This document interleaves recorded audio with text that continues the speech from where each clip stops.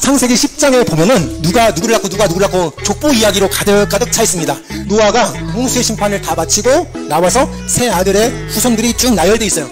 셈과 함과 야벳의 후손들 이야기가 쭉 나오고 11장에 가면 그 후손들이 죄를 지었는데 바벨탑을 쌓았어요. 하늘에 닿게 하여 우리 이름을 내자 라는 그런 죄를 지었고, 그래서 창세기 11장 초반부에 보면 바벨탑 사건 이야기가 나오고 그 이후에 셈의 족보에 대해서 다시 한번 이야기가 나오는 거예요. 왜 그럴까? 창세기 10장에 셈과 함과 야벳에 대한 족보 이야기가 다 끝나면 끝나는 거잖아요.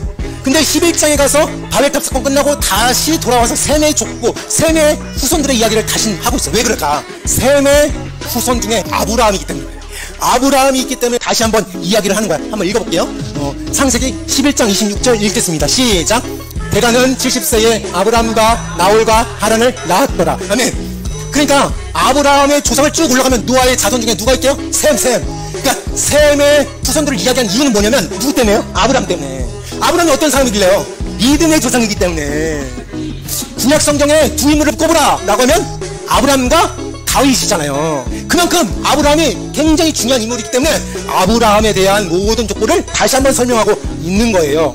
그러면 좀 전에 구약의 두 인물 중요하다고 그랬습니까? 누구하고 누구 그랬어요? 아브라함과 다윗이죠. 근데 왜 중요할까? 이 사람들이? 이 사람들의 후손들을 쭉 가다 보면 누가 나올까요? 맞아요. 예수님이 나와서 그래요. 자, 정리해볼게요. 예수님 조상을 쫙 올라가면 다윗이 있고, 다윗 쭉 올라가면 아브라함이 있고, 아브라함을 쭉 올라가면 셈이 있고, 셈 아버지가 누구예요? 노아지요. 그래서 창세기 10장에도 설명되어 있지만 11장에 다시 한번 설명해 준 이유가 그 믿음의 줄기 쭉 올라가면 이런 대가 있구나, 이런 줄기가 있구나 라는 설명이 중요하니까 우리에게 말씀하고 있거든요. 그럼 제일 마지막에 누가 있다고 그랬어요? 예수님이 있다고 그랬죠.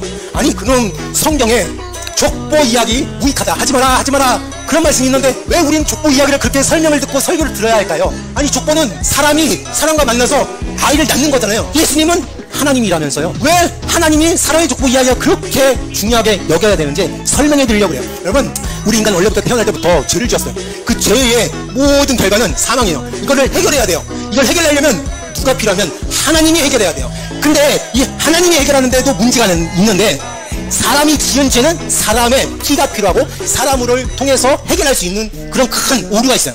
그렇기 때문에 우리를 구원하기 위해서는, 나를 구원하기 위해서는 두 가지 조건이 필요한데, 하나는 완전하신 하나님, 참 하나님이 필요하고, 또 한 가지는 완전한 인간이 필요한 거예요. 참 인간이 필요한 거예요. 그래서 이 두 가지가 마저 떨어져야지만 우리가 구원받을 수 있거든요. 그런데 우리나라 신라라는 나라가 있었죠. 신라를 건국한 사람이 누구일까요? 박혁거세가 어떻게 태어났는지 알아요? 아래에서 태어났다. 그러니까 아래에서 태어났다라고 신화가 나와요. 예수님 만약에 아래에서 태어났으면 우리를 구원할 수 없어요. 왜요? 사람이 아니기 때문에. 아무리 하나님이어도 사람이 아니기 때문에 사람의 피를, 사람의 죄를 해결할 수 없는 거예요. 우리 예수님이 박혁거세가 아닌 거를 감사하시길 바랍니다.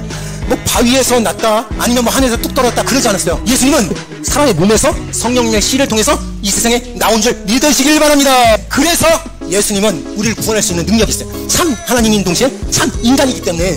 근데 우리가 생각할 때는 예수님 하면 그냥 한 역사의 인물로 한 시대를 살고 그냥 돌아가신 분이다 라고 생각했는데, 그 당시 때, 예수님 당시 때 사람들이 예수님을 볼 때는 저분은 인간이 아니라고 생각했어요. 그냥 하나님만 생각했다는 거예요. 예수님이 딱 지나가면 하나님이 지나가네, 하나님이 기적을 행하셨네, 하나님이 물을 잠잠케 했네, 그렇게 생각했던 사람들이 2000년 전에 예수님 당시 때 사람들이에요. 근데 이거는 잘못 알고 있는 거잖아요. 예수님은 하나님인 동시에 인간이어야 되는데, 그거를 설명해 준 내용이 예수님이 항상 이렇게 말씀했어요.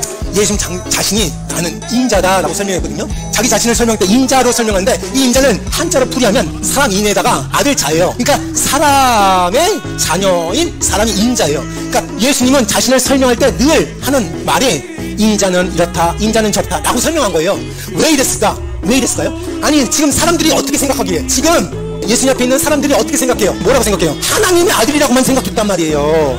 내 앞에 있는 예수님은 다 하나님의 아들이고 하나님 자신이야, 절대 인간이 될 수 없어 라고 생각했던 사람들이 그 당시 때 사람들이에요. 그거를 대조시키기 위해서, 이거를 바르게 잡게 하기 위해서 예수님 자신이 인자는 사람의 아들은 나 사람의 아들이다, 오해하지마, 너네들이 알고 있는 신의 아들, 하나님의 아들 맞아, 하나님 맞아, 근데 너희를 구원하기 위해서 내가 사람의 아들이어야 된다, 사람의 자녀여야 된다 라는 설명이 여기 안에 함축되어 있는 거예요. 그러니까 인자라는 말은 나는 사람의 자녀인 동시에 하나님의 아들이다 라는 말이 여기 내포되어 있는 줄 믿으시길 바랍니다.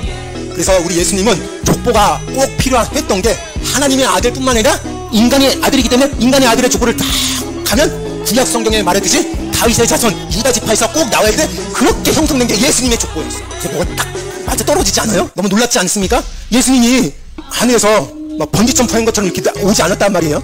그런데 예수님의 족보를 따져보면 이상한 여자들이 있어요. 다 거룩해야 되고 다 온전해야 되고 다 순결해야 되는데 예수님의 족보를 쭉 따라가면 기생도 있어요. 말이 좋아서 기생이지 요즘 말로 뭐예요?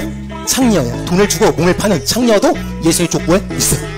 그뿐만 아닙니다. 이방인이었던 사람도 있어요. 롯은 이방인이었는데 이스라엘 사람들 머릿속에는 이방인은 개만도 못한 직을 받았어요. 그뿐만 아닙니다. 불륜을 저질렀던 여자도 있어요.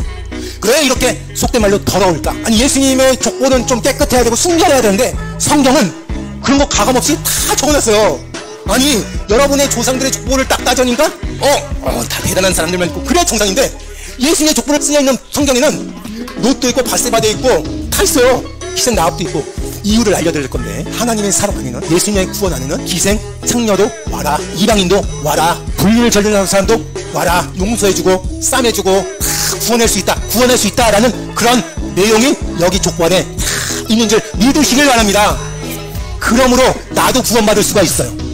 나도 인생 그렇게 깨끗하게 살지 않았던 나도 하나님의 사랑 안에서 라합을 봤을 때, 롯을 봤을 때, 바세바를 봤을 때, 모든 상황들을 봤을 때 나도 하나님께서 구원의 반열에 서주겠구나, 구원의 반열에 서게 해주시겠구나 라는 것을 잊지 마시는 저와 여러분 되기를 주님의 이름으로 축원합니다.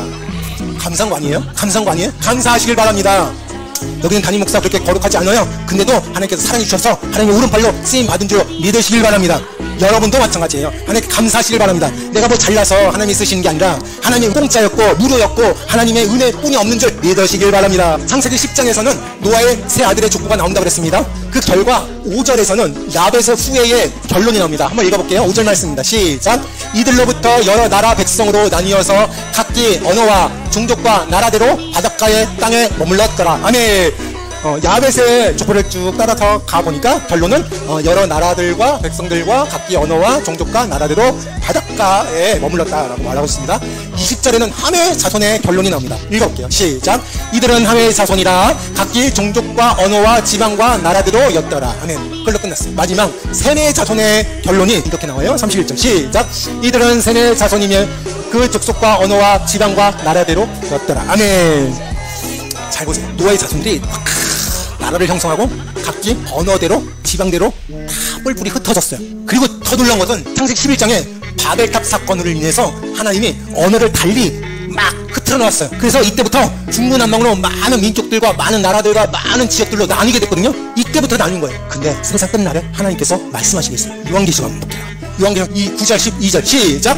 2일 후에 내가 보니 각 나라와 족속과 백성과 방언에서 아무도 능히 셀 수 없는 큰 무리가 나와 흰 옷을 입고 손에 종려가지를 들고 보좌 앞과 어린 양 앞에 서서 큰 소리로 외쳐 이르되 구원하심이 보좌에 앉으신 우리 하나님과 어린 양에게 있도다 하니 모든 천사가 보좌와 장로들과 네 생물의 주위에 서 있다가 보좌 앞에 엎드려 얼굴을 대고 하나님께 경배하여 이르되 아멘. 찬송과 영광과 지혜와 감사와 존귀와 권능과 힘이 우리 하나님께 세세토록 있을지어다. 아멘 하더라. 아멘. 여러분 각 나라가 다 뿔뿔이 흩어졌는데 그래서 지금 이 시대까지 왔는데 결국 예수 그리스도가 재림하고 땅 끝날이 올 때 이런 역사가 일어나는 줄 믿습니다. 다시 하나가 될 줄로 믿습니다. 큰 무리가 종려나무 가지를 막 흔들면서 예수 그리스도를 찬양할 날이 오게 될 줄로 믿습니다. 아멘. 아멘. 찬송과 영광과 지혜와 감사와 존귀와 권능과 힘이 우리 하나님께 세세토록 있을지어다. 아멘. 이런 놀라운 역사를 보게 될 줄로 믿습니다. 다시 하나가 될 줄. 노아 시대처럼 다시 우리는 하나님의 영광을 볼 때가 올 거고 하나님의 큰 권능이 올 때가 있을 줄로 믿습니다.